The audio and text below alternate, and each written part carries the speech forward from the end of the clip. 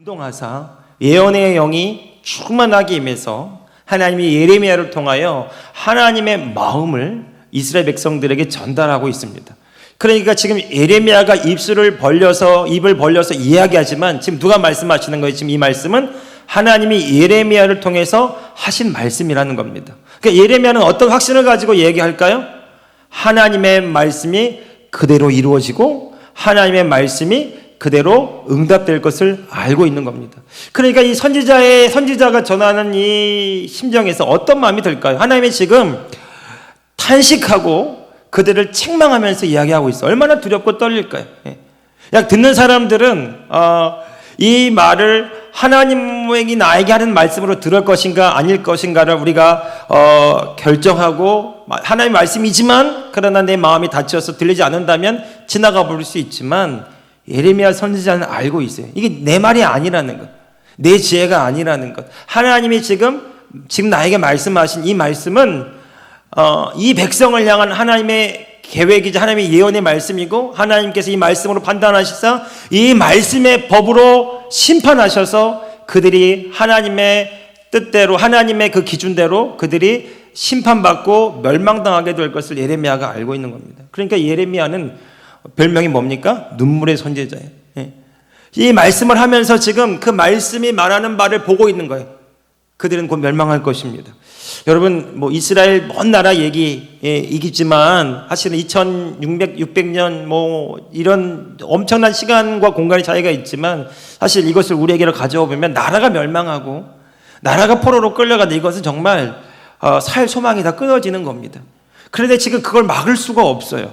하나님이 오래 참고 경고하고 선지자들을 보내서 말씀하셔도 이제는 이 백성이 듣지를 않고 따르려고 하지 않습니다. 그들은 여전히요, 예루살렘 성전에 가서 속죄의 제사를 드리고 율법에 준하는 대로 행했다고 자부했어요. 그런데 하나님은 그들의 겉모양에 감동하지 않으셨어요. 하나님은 그들의 마음과 그 중심을 보고 계셨기 때문이죠. 하나님은 그들이 하나님을 떠나서 마음으로 우상을 섬기고, 오늘 말씀에 말하는, 성경이 말하는 것처럼 하나님의 그 영광을 거짓과 우상으로 바꿔버렸다는 겁니다. 이게 말이 안 되는 일. 하나님 보실 때 하나님 스스로가 영광스러운 분이고 존귀하신 분인데, 그 하나님의 영광과 그 존귀를 이 세상에 썩어질 것과 이 세상에 거짓된 것으로 대체해버렸다는 거죠. 쉽게 말해서 죽은 신 우상을 그들이 따르고 바알과 아세라를 섬기며 하나님 앞에 가증한 일을 행했다라는 것입니다. 자, 이것이 예레미야의 예언의 시작점이었고요. 자, 그런데 12절 보십시오. 12절에 보면 너 하늘아 이 일로 말미암아 놀랄지어다, 심히 떨지어다, 두려워할지어다, 여호와의 말씀이니라. 그러니까 이 하나님의 말씀이 지금 예레미야를 통해 선포된 말씀이 이루어지는 것을 예레미야가 보고 있습니다. 그러니까 예레미야의 마음이 두렵고 떨릴 수밖에 없고요. 이 말씀은 곧 이루어지는 말씀이기 때문에 이스라엘 백성들이 이 말씀을 두렵고 떨림으로 받아야 된다는 거예요. 그 하나님이 이사야서 66장 마지막에 우리가 지지난주 주일 오후 예배 때 이 말씀 나눴는데요. 하나님의 말씀을 듣고 두려워 떠는 자를 하나님이 보호하시겠다고 말씀하셨어요. 왜 그럴까요? 하나님의 말씀을 들었을 때 그 말씀을 하나님이 나에게 하시고 이루시는 말씀으로 받으면 그 말씀을 쉽게 받을 수 없고요. 그 말씀을 향하여 우리가 믿음으로 반응하게 되어 있어요. 하나님이 오라 할 때 오고 가라 할 때 갈 수 있는 사람, 그들을 하나님이 보호하시는 겁니다. 그러니까 그들이 하나님의 말씀을 따를 때 하나님이 약속하신 그 말씀 안에서 그들이 보호와 인도를 받게 된다는 말씀이에요. 여러분, 우리가 신앙생활하면서 이렇게 고백하면 안 돼요. 하나님 저에게 복을 주십시오, 이렇게 말하지 마십시오. 하나님 그분이 복이십니다. 그분 우리에게 말씀으로 복되게 하셨습니다. 우리가 복되려면 어디로 가야 돼요? 말씀 속으로 들어가야 돼요. 그래서 시편의 1편에 말합니다. 복 있는 사람은 악인에게 죄인의 길 오만한 자의 자리에 서지 않고 오직 여호와의 율법을 추야로 묵상하여. 여러분, 율법을 추야로 묵상하면 어떤 일이 벌어질까요? 말씀이, 그 하나님의 말씀이 내 지식이 되고 사상이 되고 문화가 되고 내 관점이 돼서 말씀대로 행하게 되어 있어요. 말씀의 길을 걷게 되어 있어요. 주의 말씀은 내 발의 등이요 내 길의 빛이니이다. 예? 주님 말씀의 길로 가게 되면 그 말씀은 오늘 우리를 복되게 하실 것이고 그 말씀은 우리를 온전케 할 줄로 믿습니다. 하나님은 그래서 이 말씀을 두고 택하라고 하셨어요. 신명기에 보면 너희가 이 말씀을 두고 생명과 복을 택할 것인가 복과 사망과 저주를 택할 것인가 결정하라는 거죠. 믿음은요 하나님의 말씀을 선택하는 게 믿음입니다. 믿음은요 그 말씀에게 내가 설득되어져서 그 말씀이 이끄는 바대로 내가 향하는 거예요. 아브라함이 그렇게 갔던 것처럼 다윗이 시편 13편에 여호와는 나의 목자시니 내가 부족함이 없으리로다. 주님이 나를 이끄시는 나의 인도자이십니다. 그분의 말씀대로 내가 행할 것입니다. 여러분 다윗이 모든 싸움에서 승전보를 울렸습니다. 이유는 한 가지예요. 주의 말씀대로 행했기 때문입니다. 하나님이 히스기야 왕을 하나님이 기뻐하시는 왕이라고 말씀하셨어요. 그가 하나님을 신뢰하고 경외했기 때문이에요. 여러분 따라합시다. 하나님이 복이십니다. 한 번 더 하나님이 복이십니다. 자, 그 하나님이 복이시라는 말씀 13절에 아주 정확하게 다시 한번 일러주고 있어요. 자, 13절 말씀 같이 읽어봅시다. 시작. 내 백성이 두 가지 악을 행하였나니 곧 그들이 생수의 근원되는 나를 버린 것과 스스로 웅덩이를 판 것인데 그것은 그 물을 가두지 못할 터진 웅덩이니라. 많이 아는 말씀이고 예레미야서에서 아주 대표적으로 잘 알려진 아주 유명한 말씀입니다. 왜냐하면 이 말씀이 중요한 이유는요, 이 말씀이 복음과 아주 직접적으로 연결되어 있기 때문이죠. 자, 여러분 다시 13절을 한번 눈여겨보면요, 이 이스라엘 백성들이 지금 하나님의 심판 앞에 놓여 있고요, 이 심판을 거스를 수가 없어요. 하나님은 공의로우신 분이기 때문에 왜 그들이 심판당하고 멸망당하게 되는지, 그들이 왜 하나님의 징계와 책망을 받게 되는지를 하나님이 예레미야를 통해 말씀하고 계십니다. 하나님이 보시는 두 가지 악이 있다는 거죠. 그것이 하나님이 심판하시는 기준이라는 것인데, 다시 보면 두 가지 악을 행했는데 설명합니다. 곧 그들이 생수의 근원되는 나를 버린 것과, 13절 말씀 올려주세요. 생수의 근원되는 나를 버린 것과, 그리고 스스로 웅덩이를 판 것인데 그 물은 가두지 못할 터진 웅덩이라는 것입니다. 자, 여러분 첫 번째 악이 뭐냐면 생수의 근원된 나를 버린 것과, 그 첫 번째 악인데, 그러니까 하나님이 누구라는 거예요? 지금 하나님을 뭘로 표현했어요? 생수의 근원이다. 생명의 샘이다. 우리로 살게 하시는 생명의 주관자가 되시는 분이다. 그 하나님을 너희가 떠났기 때문에 너희 스스로 죄악 가운데 거하고 하나님의 멸망의 길로, 하나님이 버리시는 멸망의 길로 갔다라는 것이죠. 시편 63편 1절 3절에 보면 다윗이 하나님께 고백하고 노래하는 기도를 볼 수가 있습니다. 다윗이 이렇게 고백해요. 하나님이여, 주는 나의 하나님이시라. 내가 간절히 주를 찾되 물이 없어 마르고 황폐한 땅에서 내 영혼이 주를 갈망하며 내 육체가 주를 앙모합니다. 내가 주의 영광과 권능을 보기 위하여 이같이 성소에서 주를 바라보나이다. 다윗은요, 하나님 바라기였어요. 하나님만 바라보는 사람이었어요. 그러니까 하나님과 교제하는 사람이었고요, 주님이 하시는 말씀이라면 무엇이든지 행하려고 했던 사람이었어요. 그러니까 다윗이 아버지 눈에 차지도 않은 8번째 아들 그런 목동이었고 형들도 그를 인정해 주지 않았는데, 하나님이 그를 주목해 보신 까닭은 딱 한 가지입니다. 마음이 합한 자라는 거죠. 중심을 보신 하나님이 다윗의 마음에 어떤 중심이 있었느냐? 하나님의 나는 하나님만 우러러봅니다. 난 하나님만 갈망합니다. 하나님이 내 전부가 되십니다. 여러분, 오늘 저와 여러분이 어떤 상황에 있든지 환경에 있든지, 오늘 저와 여러분의 인생이 가장 중요한 것은 하나님의 눈도장을 받는 것입니다. 하나님이 주목하여 보시는 사람, 어떤 사람인가? 마음이 가난하여 심령이 가난하여 하나님만을 갈망하고 갈급하며 목마른 사슴처럼 주님을 찾고 찾는 사람이요, 그 사람을 성경은 복이 있다고 말씀하시고, 하나님이 그의 복이 되시고 그의 전부가 되셔서 그의 삶을 이끌어 가시는 거예요. 그러니까 다윗의 인생이 점프합니다. 아무도 주목하지 않아요. 사무엘 선지자가 왕이 될 사람을 찾으려고 기름병을 가지고 왔는데 다윗은 그 기준에 부합한 아들이 아니었어요. 적어도 아버지 생각에는요. 다윗이 전쟁터에 갔을 때 형 엘리압이 다윗을 무시합니다. 네가 교만하다고, 네가 무엇이 됐길래 이 전쟁터에 나서느냐고. 사람들이 보기에 다윗은 그저 그런 사람이었어요. 그런데 하나님은요, 그의 중심을 보시고 그와 교제하고 교통하시고 그를 통해 일하시기를 원하셨어요. 그러니까 하나님이 역사의 전면에 다윗을 내세우잖아요. 골리앗, 블레셋 장수 골리앗 앞에 다윗을 세우시고 다윗을 통해서 골리앗을 무너뜨리심으로 하나님이 다윗과 함께 한다는 것을 보여주셨습니다. 여러분, 권위가 언제 서신 줄 아십니까? 오늘 저와 여러분의 권위는요, 하나님이 나와 함께 하신 것을 사람들이 볼 때입니다. 하나님이 사무엘 선지자에게 권위를 세워준 장면이 있어요. 엘리 제사장 가문이 무너지고요, 그 다음에 사무엘이 선지자가 되어서 사사로서 이스라엘 백성들을 이끌 때 하나님이 어떻게 그를 축복하시냐면 그의 말이 하나도 땅에 떨어지지 않도록 그가 하는 모든 말을 하나님이 이루셨다라는 것입니다. 하나님이 그와 함께 하시는 것을 보자 백성들이 그를 따르기 시작했어요. 그것이 하나님이 주신 영적인 권위입니다. 여러분, 이 교회와 하나님이 함께 하시는 것을 볼 때 이 교회가 영적인 권위를 가지고 이 땅 가운데 행하게 될 줄로 믿습니다. 오늘 저와 여러분이요, 하나님의 영적인 권위가 하나님으로부터 부어지기를 예수님의 이름으로 축복합니다. 어떤 사람이요? 하나님을 갈망하고 찾는 사람이요, 마음이 가난한 사람이요, 하나님만을 갈망하는 사람이요, 하나님이 내 삶의 전부가 되시는 사람은 하나님이 그의 진짜 전부가 되셔서 하나님의 모든 자원들을 그에게 부어주실 줄로 믿습니다. 무엇을 먹을까? 무엇을 마실까? 무엇을 입을까? 나 이방인들이 구하는 거예요. 세상 사람들은 자기 스스로, 자기 힘으로, 자기의 능력으로 살아갈 것처럼 여깁니다. 아니요. 하나님은, 예수님은 우리에게 이렇게 말씀하셨어요. 그런즉 너희는 먼저 그의 나라와 그의 의를 구하라. 이 말은 다른 말로 하면 하나님을 구하라. 하나님 나라의 백성으로서 구하라. 그러면 이 모든 것을 더하시리라 라는 것입니다. 하나님은 주시기 원하시고 더하여 주시길 원합니다.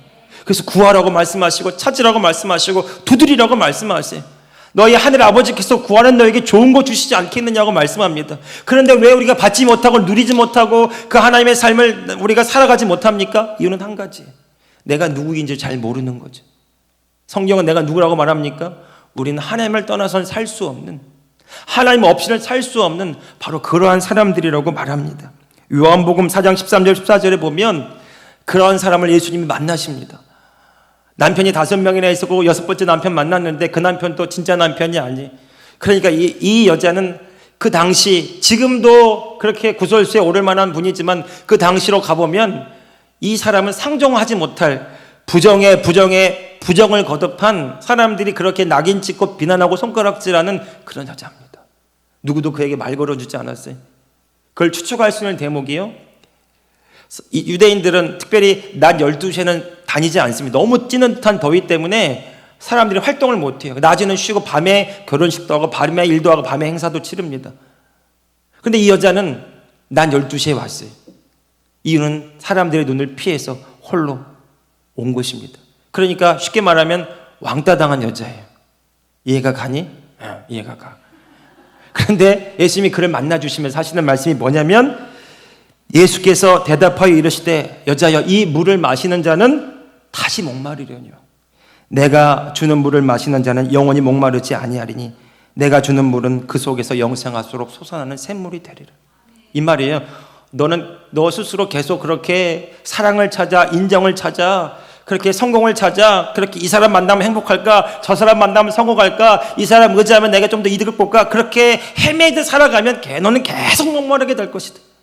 그러나 너는 그 모든 일을 그치고 나에게로 오면 너는 나로 말미암아 생수의 은혜를 경험하게 될 것이다. 이 말은 넌 날 떠나서는 살 수가 없다. 요한복음 7장 38절에도요, 예수님이 그 성전에서 사람들이 막 왁자지껄 떠드는데 큰 소리로 외치십니다. 나를 믿는 자는 성경의 이름과 같이 생수의 강물이, 믿는 자들이 그 배에서 생수의 강물이 흘러나오리라. 이게 생수의 강이 뭐냐? 그들이 받을 성령을 가리켜서 하신 말씀이래요. 하나님의 성령이 우리 가운데 부어져서 우리와 함께 하심으로 말미암아 하나님 전부가 우리의 모든 것 되어서 하나님이 우리를 통해 역사하시면 이제 우리가 더 이상 세상에 기웃거리거나 세상의 인정을 바라거나 세상의 명예를 쫓지 않고 하나님만을 추구하고 하나님으로 사는 자가 된다고 말씀하시는 것입니다. 이 결정판 요한복음 15장으로 갑니다. 요한복음 15장 예수님 뭐라고 말합니까? 내 안에 거하라, 나도 너희 안에 거하리라. 가지가 포도나무에 붙어있지 아니하면 스스로 열매를 맺을 수 없음같이 너희도 내 안에 있지 아니하면 그러하리라. 나는 포도나무요 너희는 가지라. 그가 내 안에, 내가 그 안에 거하면 사람이 열매를 많이 맺나니 너희가 나를 떠나서는 아무것도 할 수 없습니다. 다시 예레미야 2장 13절로 와서요, 여러분 이스라엘 백성들이 행한 죄는 뭐냐면 생수에 근원된 생명의 주인이신 하나님을 떠난 것이, 예수님이 말씀하십니다. 내가 너희에게 생수로 왔다는 거예요. 생명의 근원으로 너희 가운데 왔다라는 것입니다. 그리고 말씀하세요. 포도나무 가지 비유를 들으시면서 너희가 나를 떠나서는 아무것도 할 수 없다. 여러분, 성도는요, 그리스도인 성령으로 거듭난 사람은요, 자존자적인 나 스스로 내 힘으로 어떻게 살아보는 그런 삶이 아니라 철저히 의존하는 의존자적인 삶을 살아가는 삶이라고 성경이 이야기하고 있습니다. 예수님이 탕자의 비유에서 보여주잖아요. 둘째 아들이 아버지 유산 받아가지고 먼 타국에 가서 잘 살 것처럼 여겨졌는데 그는 다 망하고 돌아옵니다. 그리고 생각하죠. 난 아버지 없으면 살 수 없어요. 여러분, 이것이 하나님의 은혜 안에 거하는 오늘 저와 여러분의 삶이라는 거죠. 주님과 우리가 분리되지 않고 주님과 우리가 하나 되어서 주님의 생명이 우리를 통해 나타나는 삶, 이것이 우리가 오늘 살아가는 복음의 삶이고 믿음의 삶인 줄로 믿습니다. 여러분, 이스라엘 백성들은 망할 수밖에 없던 길로 가는 거, 하나님을 떠나서 갔기 때문에. 오늘 신약 안에 들어온, 새로운 언약 안에 들어온 오늘 저와 여러분은 성령이 우리 가운데 오심으로, 하나님의 생명이 우리 안에 있으므로 이제 우리가 이 새 생명의 능력과 권능으로 주님과 같이 왕노릇하는 자리에 서게 되는 줄로 믿습니다. 그래서 우리가 선포하는 거예요. 예수님의 이름으로 선포하고 믿음으로 말할 때 그 믿음의 말과 믿음의 고백과 예수 이름의 권능이 오늘 저와 여러분의 입술을 통해서 열매를 맺게 될 줄로 믿습니다. 에레미야가 믿었어요. 이 말씀이 그대로 이루어집니다. 오늘 저와 여러분도 에레미야와 같은 믿음으로 반응하기 원합니다. 성령이 내 안에 계셔서 그분이 내게 말씀하실 때, 내가 믿음으로 대언할 때 그 말씀은 예언이 되고 검이 되고 불이 되어 우리의 상황과 환경을 바꾸게 될 줄로 믿습니다. 따라서 나는 상황을 바꾸는 사람입니다. 나는 나의 믿음의 말로 환경을 바꿉니다. 맞습니까? 예수님 말씀하셨잖아요. 너희가 겨자씨만한 믿음만 있어도 이 산을 명하여 저 바다로 옮기라고 말하고, 그 말하는 것이 그대로 될 줄로 믿고 너희 마음에 의심하지 않으면 그대로 되니라. 저는 우리 교회, 제가 계속 이 말씀하는데 우리 교회 산이 옮겨지는 기적과 간증이 나타나기를 축복합니다. 계속 말할 겁니다. 예. 여러분, 치유도요, 계속 얘기할 겁니다. 나타날 수밖에 없어요. 제가 계속 얘기할 거니까. 여러분, 나타납니다. 더 풍성해집니다. 강건해집니다. 이 치유가 나타나면요, 한 단계 올라가야 돼요. 이제는 새 생명과 풍성한 생명을 누리는 삶으로 나타나는 겁니다. 그래서 고백이 발라져요. 따라서 나는 아플 이유가 없습니다. 믿으십니까? 예. 질병은 내 것이 아니고 치유가 내 것이기 때문에. 예. 이것이 오늘 저와 여러분의 분명한 믿음의 고백입니다. 왜냐하면 하나님의 생명이 내 안에 있으므로, 그분의 풍성한 생명이 내 영혼 유기에 충만함으로, 성령이 내 혈관과 내 모든 뼈 마디마디와 신경과 인대 가운데 조직 가운데 거함으로 창조의 기적이 일어나고 회복이 일어나고 굳은 뼈들이 펴지며 신경들이 온전케 되고 혈관들이 열어지는 기적이 예수님의 이름으로 일어날지어다. 믿은 대로 될지어다. 옆 사람에게 인사합시다. 믿은 대로 됩니다. 두 번째 악이 있어요. 두 번째 악이 뭐냐면 스스로 웅덩이를 팠는데, 하나님을 떠나 스스로 웅덩이를 팠는데 그 웅덩이는 물을 저장할 수 없는 터진 웅덩이라는 거죠. 그러니까 물을 부으면 부을수록 더 허탈해지고 공허해지는 겁니다. 밑 빠진 독에 물 붓기, 우리나라 속담에도 있잖아요. 계속 뭔가를 하는데 쏟아버리는 거예요. 여러분, 그런 일이 없습니까? 많이 있습니다. 내 힘으로 잘 살아보겠다고, 성공해 보겠다고 뭔가 나의 길을 개척하고 열심히 쏟아붓는데 그곳에 하나님의 거하시지도 않고 계시지도 않아요. 그러니까 하면 할수록 공허해지는 겁니다. 제가 목회할 때 참 많이 경험했던 부분입니다. 저의 메시지는 저에게 심어준 메시지는 뭐냐면 열심히 열심히만 하면 정죄함을 받지 않아요. 결과와 상관없이 열심히. 그래서 뭔가 열심히가 이 열심히가 각인돼서 퍼포먼스가 됐어요. 열심히 하는 척을 하는 거예요. 그러니까 공부를 하는 것은 정죄함을 받지 않고 공부를 하지 않으면 정죄함을 받아요. 항상 공부를 잘 해야만 했어요. 그러니까 이게 어떻게 발전했냐면 공부가 재밌어서 하기보다는 공부를 잘해야 되기 때문에 한 겁니다. 공부가 재밌었겠니? 공부는 승부욕이에요, 승부욕. 그러니까 제가 얼마나 좀 무식하고 독했냐면 믹스 커피 한 뭐 3개씩 갈아가지고 이렇게 먹으면서 막 이렇게 하는 거예요. 열심히. 근데 몰랐어요. 근데 신학교를 가고 이제 첫 그 전임 사역 여기 파트 사역으로 서울 용산 효동교회라는 곳에 가서 하는데 저는 다 잘 될 줄 알았어요. 제가 열심히 했는데 열심히 한 결과가 뭔지 아세요? 20살 때 신경성 스트레스성 관절염이 걸려가지고 무릎에 피가 나오는 거야. 두 무릎에서 무릎이 퉁퉁 불어가지고요. 교회 가기가 무섭더라고요. 제가 언젠가 얘기했잖아요. 26명 중고등부가 있었는데 그 용산에 구로파랑 용산파 아이들이 있었는데 자기들끼리 싸운 거예요. 이렇게 여자애들끼리 이렇게 남자 한 명 두고. 근데 집단이 돼가지고 제가 중간에 말렸는데 26명이나 되는 그 중고등부 아이들이 있었는데 26명 중에 3명 나고 다 떨어지고 교회 안 나가겠다는 거예요. 이긴 애들도 안 나고 진 애들도 안 나고 남자 두고 싸우니까 무섭더라고요. 이 3명은 누군 줄 아세요? 무당파입니다. 이쪽도 저쪽도 아닌 3명. 그러니까 제가 막 마음이 무너지는 거예요. 이미 마음이 떠난 거예요. 그러니까 이런 것들을 통해서 저에게 얼마나 많은 그 20살, 21살 때 그 실패 아닌 실패를 그때 어린 나이에 맛본 겁니다. 교회 가기가 싫더라고요. 제가 얼마나 어렸냐면 제가 토요일 날 교회 아침에 일찍 가가지고 토요일 6시까지 이제 이렇게 사역을 하는데 하도 가기 싫으니까 교회를 돌아서 7바퀴.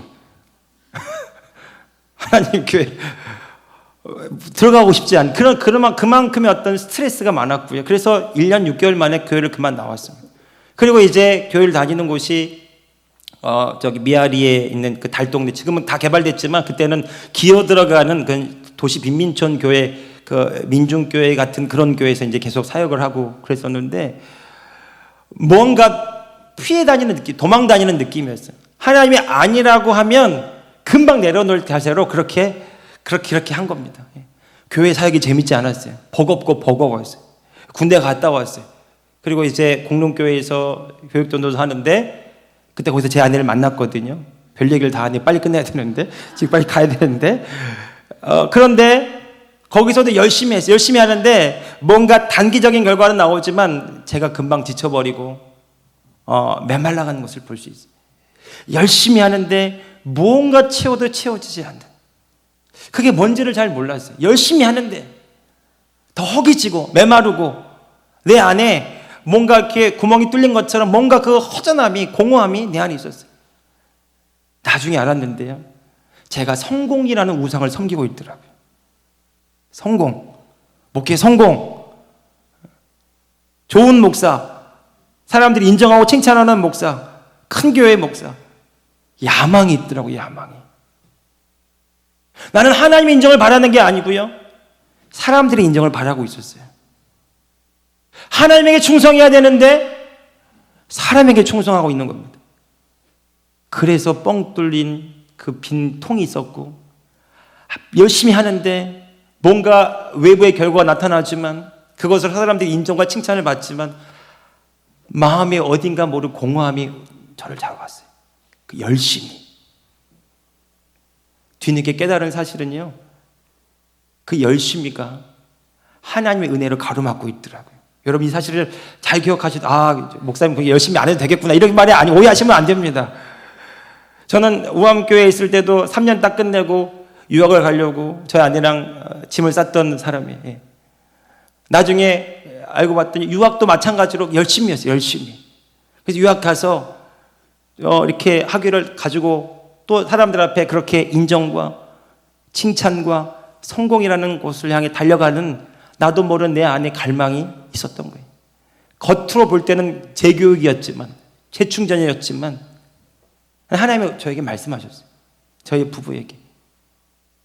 내가 여기서도 너를 축복하겠고 거기 가도 너를 축복하리라. 나는 어디를 가면 하나님이 그곳에 가 나를 축복할 줄 알았어요. 내가 뭔가 되면 하나님 나를 인정해 주실 줄 알았어요. 그거 아니더라고요. 하나님이 나를 있는 모습 그대로 나를 축복하시더라고요. 네가 어디로 가든지 무엇을 하든지 내가 너와 함께 하리라고. 처음에는 그 말이 잘 들리지 않아요. 들었으나 이해가 잘 되지 않는 말이에요. 내가 뭔가 돼보려고 하고 뭔가 되려고 하고 뭔가 되면 하나님 인정해 주실 것 같은 그 마음이 하나님을 가로막고 있더라고요. 터진 웅덩이. 인정과 성공과 그 우상에 그 사로잡혀서 사람들 앞에서는 그럴싸한 목사지만 내 마음 가운데 있는 그 뻥 뚫린 그 공허함, 여러분, 그것이 우상이었습니다.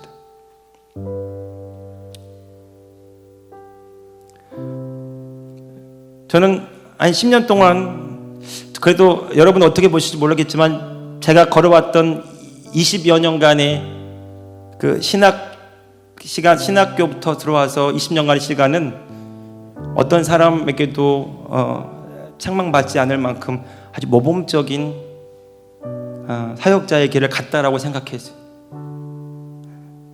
근데 하나님이 이 교회로 가라고 하실 때 두려웠어요. 다 내려놓으라고 하시는 것 같았거든요. 제가 없어지는 것처럼 느껴졌어요. 새벽에 하나님 앞에 무릎 꿇고 기도하는데요, 하나님 너무하십니다. 이렇게 저를 처참하게 앉게 하십니까? 제 평판은 땅에 떨어졌습니다. 근데 하나님이 뭐라고 하시냐면 새벽에 그 한마디 하시더라고요. 그래서 내가 널 이렇게 인도한 거야. 네가 네 평판을 내려놓지 못했기 때문에. 성공이라는 우상, 너 그거 의지해서 하려고 했기 때문에. 근데 한 번에 무너뜨려 버린 거야. 한 번에 무너뜨린 거. 이런 마음을 주자. 한 번에 그냥 내가 이렇게 팍 쌓았는데 그게 마치 성공이라는 바벨탑을 쌓아놓은 것 같더라고요. 하나님이 무너뜨리셨어요. 제 모든 관계가 다 끊어졌고, 모든 동기 신학교 또 선후배들 사이에 그때 다 저를 향하여 비난과 손가락질을 했습니다. 저는 철저히 홀로 버려진 것 같았어요. 근데 하나님이 그때부터 일하기 시작하시더라고요. 내 힘으로 의지하지 말고 하나님으로 살아라. 제가 할 게 없었어요. 할 수 있는 게 없었어요. 장로님들, 권사님들 다 울고 있는데 저도 울고 싶었어요. 그런데 하나님이 그 눈물을 보면서 진짜 목사가 되게 하시는 것 같더라고요. 별로 아프지 않았어요. 이렇게 말하면 좀 그렇지만 성도들이 울 때 그렇게 아프지 않았어요. 그런데 그 눈물이 뭔지를 제가 울어보니까 공감하게 되고, 뭐 더 열심히 안 해도 될 것 같아. 그냥 주님을 바라보면 될 것 같아. 근데 하나님이 여기까지 인도하셨습니다. 하나님이 여기까지 인도하셨습니다. 이제 우리 앞으로 어떻게 할까요? 여러분, 저는 제 스스로 많이 부족하다고, 많이 모자라고 연약하다고 느끼는 그런 목사입니다. 그런데 하나님이 저를 여기 세우셨습니다. 나의 부족함과 연약함을 고백하는 그 자리에서 이제 하나님은 하나님을 바라보면서 나를 있게 하셨어요. 내가 아무리 열심히 해도 터진 웅덩이에다가 물 붓는 것밖에 안 되니까 하나님이 나를 완전히 무너뜨리셔서 더 이상 붙지 않게 하시고요, 하나님만 바라보게 하셨어요. 여러분, 주님이 우리를 요한복음 15장으로 인도하십니다. 저는 이 교회 사인을 받을 때 하나님이 요한복음 15장에 이 포도나무 가지 비유를 말씀하시고 새생명교회를 떠올려 주셨어요. 그때까지는 잘 몰랐는데 이 교회를 오면서 점점 우리가 성장하고 있습니다. 놀라운 사실은요, 우리 교회가 되게 빠르게 가고 있는 거 아십니까? 우리 성도들이 지금 변하고 있어요. 기도 보세요. 기도가 달라지고 있어요. 삶의 고백이 달라지고 있어요. 믿음의 태도가 달라지고 있습니다. 빠르게 가고 있습니다. 보십시오. 제가 예언하는데 우리 교회가 지금 선두자적으로 가고 있어요. 복음을 몰라요. 사람들이 하나님의 말씀이 뭔지를 모르고 자기 전통과 관습과 들은 풍월에 의해서 신앙생활을 하고 있습니다. 수동적으로. 아니요, 복음은 그런 것이 아니라 복음은 내 안에 생명 되신 주님이 나의 주인 되셔서 나를 통해 역사하시고 나타나는 실제하는 삶인 줄로 믿습니다. 여러분, 말씀과 실제가 따라오는 진짜 믿음의 삶에 여러분 동참하시지 않겠습니까? 복음, 나를 복되게 하고 춤추게 하고 이 세상과 타협할 수 없게 만드는 이 복음이, 이 새 생명의 복음이, 생명 되신 예수 그리스도가 내 안에서 하심으로 이제 내가 세상을 더 이상 두려워하지 않고 주님으로 충분한, 주님이 나의 전부가 되시는 그 삶을 살아가게 되는 줄로 믿습니다. 주님이 말씀하셨어요. 심령이 가난한 자 복이 있다. 우리 마음이 주님 앞에 엎드려지기 원합니다. 여러분, 우리 두 분의 장로님, 안정로님, 정장로님 정말 이 교회 개척부터 다 쏟아 부으셨어요. 제가 압니다. 죄송합니다. 그게 계셨어. 이제 그냥 감동대로 한번 얘기할게요. 정말 여기 성도님들 이 개척부터 쏟아 부으시고 정말 듣지 말아야 될 말 들으시고 그리고 평판도 다 내려놓으셨어요. 잘못해서 그런 게 아닙니다. 의인의 핍박을 당하고 고난을 당하며 주님을 따라가는데 그 좁은 길을 걸어가야만 했어요. 다 잃어버린 것 같았고요. 다 끊어지는 것 같았어요. 그런데 여러분 주님의 말씀을 기억하십시오. 보라 내가 새 일을 행하리라. 내 공의를 정오의 빛같이 드러내리라. 악한 자들 때문에 불평하지 말며 악한 자들 때문에 불평하지 마라. 내가 회복시키리라. 여러분 이 교회는 잘 될 수밖에 없습니다. 하나님이 일하시기 때문입니다. 오늘 배추도 뽑으러 가잖아요. 하나님이 주셨다는 거 아니에요. 할렐루야.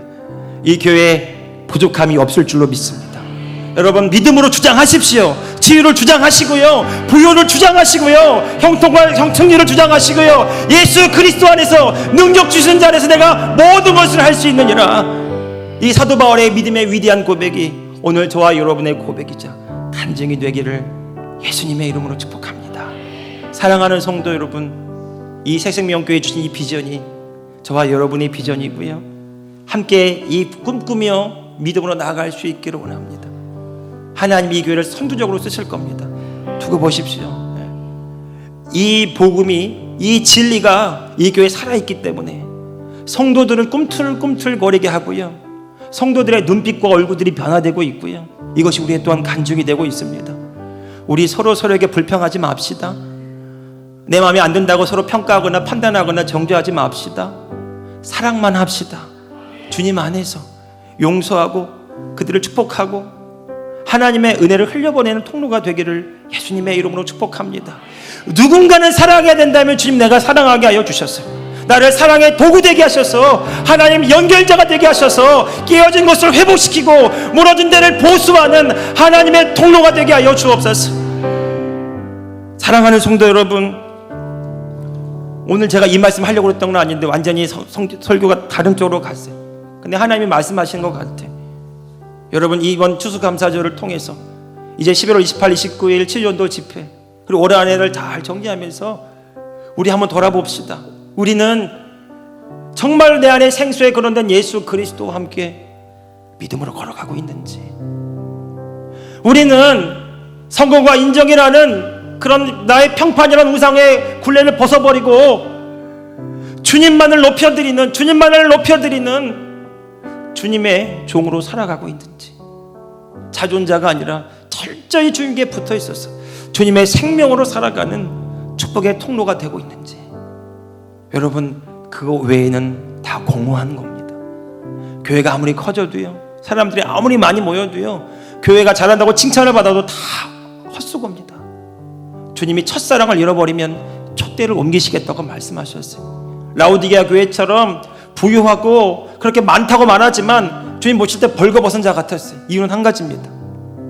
그들 가운데 주님이 거하시지 않았기 때문에. 주님은 교회에게 말씀하셨어요. 보라 내가 문 밖에 서서 두드린다. 교회 밖에 계신다고요. 주님이 일하실 수 없다고요. 왜요? 그들은 많은 것을 가졌고 많은 것을 알았기 때문에 그들의 가진 것으로 교회를 하려고 그랬어요. 그래서 주님을 내모은 겁니다. 그것이 라오디 교회가 지금 존재하지 않는 이유입니다. 여러분 우리 교회는요, 10년 뒤에도 20년 뒤에도 주님이 살아 역사하시는 교회가 되기를 원합니다. 주님이 오셔서 역사하시고 주님이 함께 하셔서 일하시는, 주님이 주인 되시는 생명의 근원된 예수 그리스도가 생수의 강물을 흘려보내는 하나님의 통로가 되는 그런 교회, 저와 여러분들이 되기를 예수님의 이름으로 축복합니다. 그럼에도 불구하고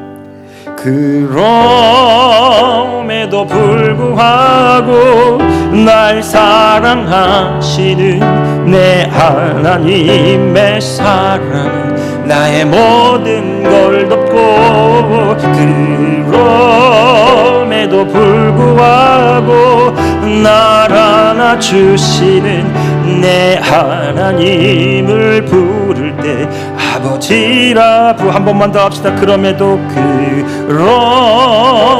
삶에도 불구하고 날 사랑하시는 내 하나님의 사랑은 나의 모든 걸 덮고, 그럼에도 불구하고 날 안아주 내 하나님을 부를 때 내 하나님. 우리 주여 한번 부르고 우리 교회를 위해서 오늘 저와 여러분이 이 말씀 앞에 두고 기도합시다. 우리 주 한번 부릅시면서 기도하겠습니다. 주여, 거룩하신 아버지 하나님, 주님 나의 생수가 되셔서 나의 생명의 근원 되신 주님이여, 나를 통하여 놀랍게 역사하여 주시옵소서. 주님, 나는 아무것도 아닙니다. 나는 주님을 떠나서는 아무것도 아닙니다. 주님이 나의 생명이시며 주님이 나의 전부가 되시며 주님이 나의 모든 것입니다. 나는 주님만을 바랄 것입니다. 나는 주님만을 의지할 것입니다. 주님이 나의 전부가 되시기 때문입니다. 나는 주님을 따라서 아무것도 할 수 없습니다. 그러나 나는 주님 안에서 모든 것을 할 수 있습니다. 그것이 나의 정체성입니다. 그것이 나의 사명입니다. 그것이 나를 부르신 하나님의 뜻입니다. 생수의 근원된 예수 그리스도가 이 교회에 사시며 이 교회를 통해 역사하시며 이 교회를 주관하시는 살아있는 능력 있는 교회, 살아있는 교회, 이 새생명 교회가 되게 하여 주옵소서.